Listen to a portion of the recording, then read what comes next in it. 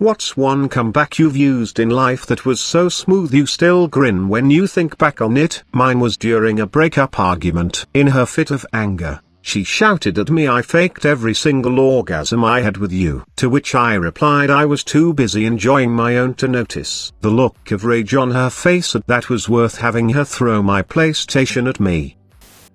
I was at a comedy club and got up to use the bathroom, which was directly behind the stage. As I walked back to my table, the comedian on stage waved at the curtain behind him and said, "You know, behind this curtain is a one-way mirror. We were all watching you in there." In an uncharacteristic moment of confidence and wit, I turned to him and said, "Yes." I heard the applause. Awesome. Comedian's reaction? He never performed illusions again. After the show, a very attractive woman came up to me. She had been eyeing me since my perfect joke. She whispered into my ear, "Nothing has ever not happened more than this."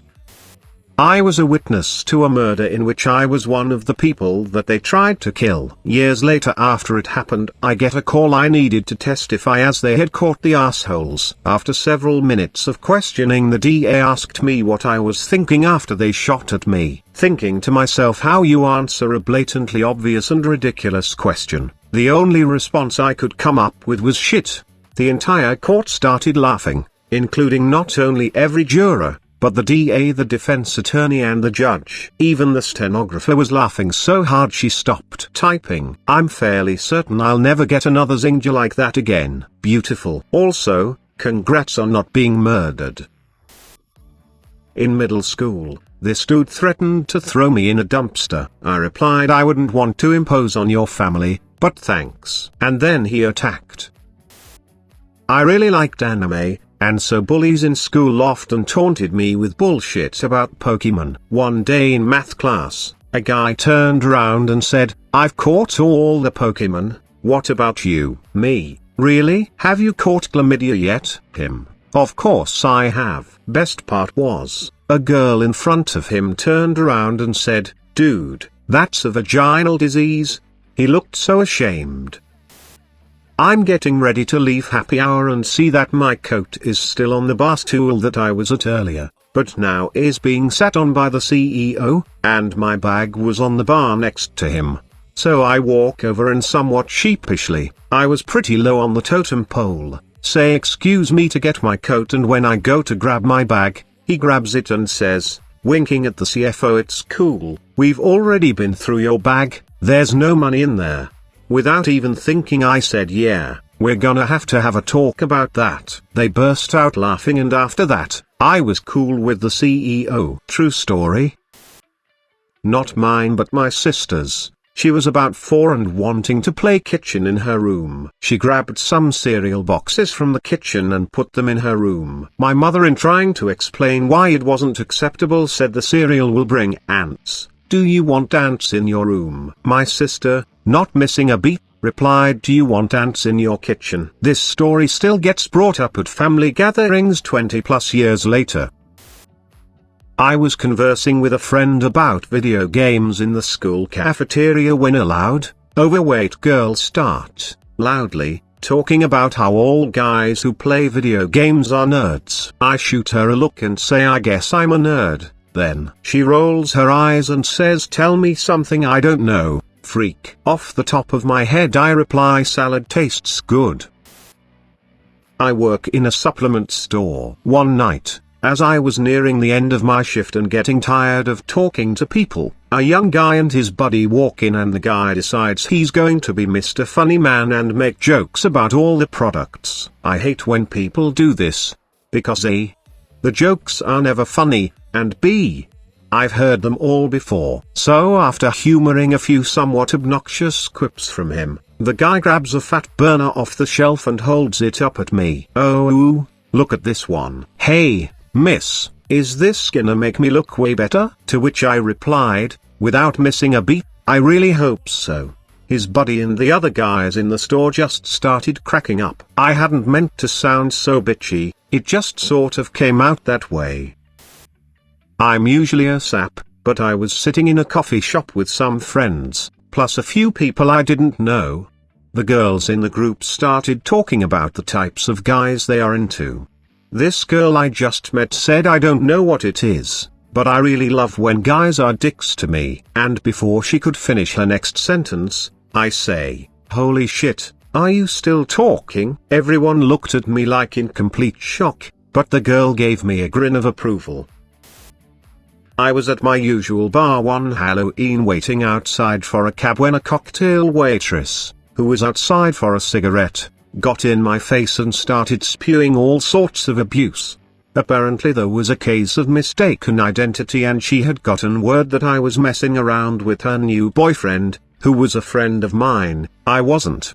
So I'm minding my business when she gets in my face, starts yelling and shoves me. There are 2 police officers standing nearby waiting to arrest some drunk drivers, but they don't look too concerned. I know that hitting her back is a bad plan, but I'm too drunk to formulate any coherent counter-argument. So I do the only thing I can think of. I grab her face with both my hands and give her a long, lingering kiss. Jamie, I reply after breaking away, you're a gem. She froze in shock for a solid 30 seconds and then ran back into the bar, screaming about how now she had to get tested for herpes. The cops behind me were dying laughing. I moved away the next day and 4 years later, have yet to see either her or her boyfriend again.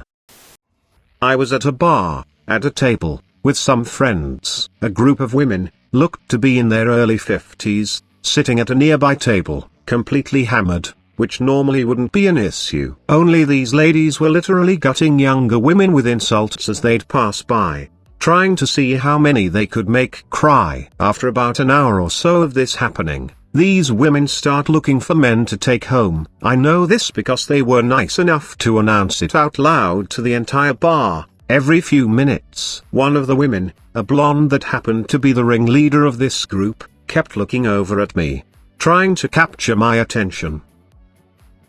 Not being overly attracted to obnoxious, I ignore this woman, which only makes it worse, and only makes her more angry. So she gets up and walks over to our table, tells me that she's going to the bathroom and that I better be there when she returns, because I'm going home with her. To which I say, it's not happening. But she ignores me and makes her way to the bathroom. On her way back, she walks past me and loudly exclaims dick, so everyone at her table and my table can hear. To which I respond, oh mom, you know how you get after 2 drinks. She turned around, and I've rarely seen a woman so pissed off. She started screaming something I couldn't make out, which attracted the bouncer, who promptly kicked her out. Everyone clapped, and I drank the rest of the night, for free. I was on a plane flight from Laxton, New Zealand. I was sitting next to a Chinese woman who within the first 5 minutes of conversation started extolling the virtues of the Chinese capital punishment system, conviction, execution, family billed for the bullet the same day. I told her I was against the death penalty, but that at least in most countries in the West the systems had multiple appeals to satisfy the principle of better to let 100 murderers go free than execute one innocent man. She told me that in China it was better to execute 100 innocent men than let one murderer go free. We still had the whole Pacific to go, so I said let's agree to disagree, and that should make for a more peaceful flight, and then sat in my seat and seethed about this for the next 12 hours. 3 movies, 2 meals and a long sleep later we are landing in Wellington, and the customs announcements prompt the Chinese lady to start telling Iro this long story about how she was detained in Bangkok, suspected of being a drug mule, had her very private things in her suitcase spread out on a table. She was visibly upset at this story and looked to be tearing up as she started to describe them searching her person for drugs. The fastened seatbelt light went off. I said, better to have strip searched you and 99 other innocent passengers than let one drug smuggler get through. And then I got up, grabbed my bag and walked away, leaving her open-mouthed. To this day, when a comeback or witty retort occurs to me after the fact, I always remember this story and think, it's okay, I got her. How was the awkward 20 minutes at baggage claim together?